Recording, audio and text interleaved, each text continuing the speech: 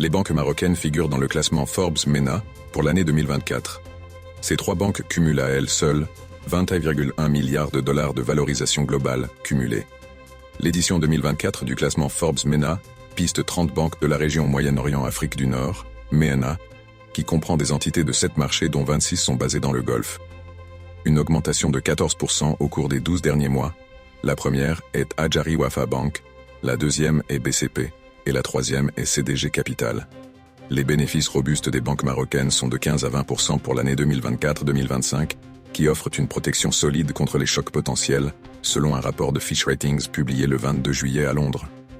Baisse de taux d'intérêt, amélioration économique, accélération des grands projets d'infrastructures liés à la Coupe du Monde 2030.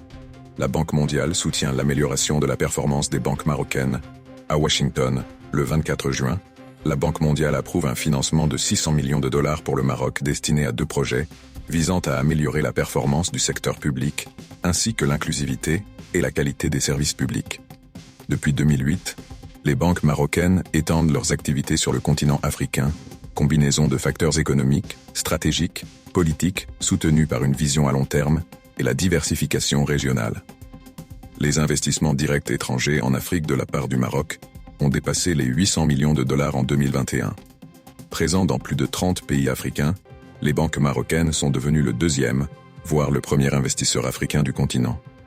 Elles réalisent près de 23% de leurs activités en Afrique.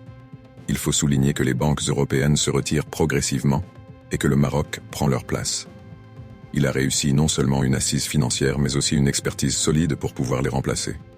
Le Maroc nous montre son ambition majeure de devenir le numéro 1 en Afrique avec ses 45 filiales et ses 4 succursales reparties en Afrique de l'Ouest et en Afrique centrale. Il profite des opportunités significatives qu'offre le marché africain.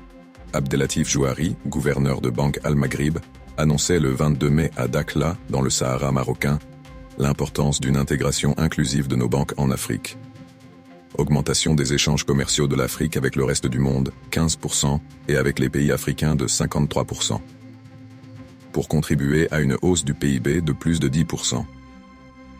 Comme en Côte d'Ivoire, le Maroc veut encourager, construire, diversifier l'Afrique grâce au secteur de la construction industrielle, routière, ferroviaire et bien sûr sociale. Un transfert mondial des MRE de plus de 10 milliards de dollars chaque année pour renforcer le service bancaire. Fin 2024, 117,5 milliards de dirhams transférés au Maroc par les MRE. Le Maroc avance sur beaucoup de points pour une Afrique forte, puissante et unie. La puissance d'un pays et son peuple. Restons soudés. Merci.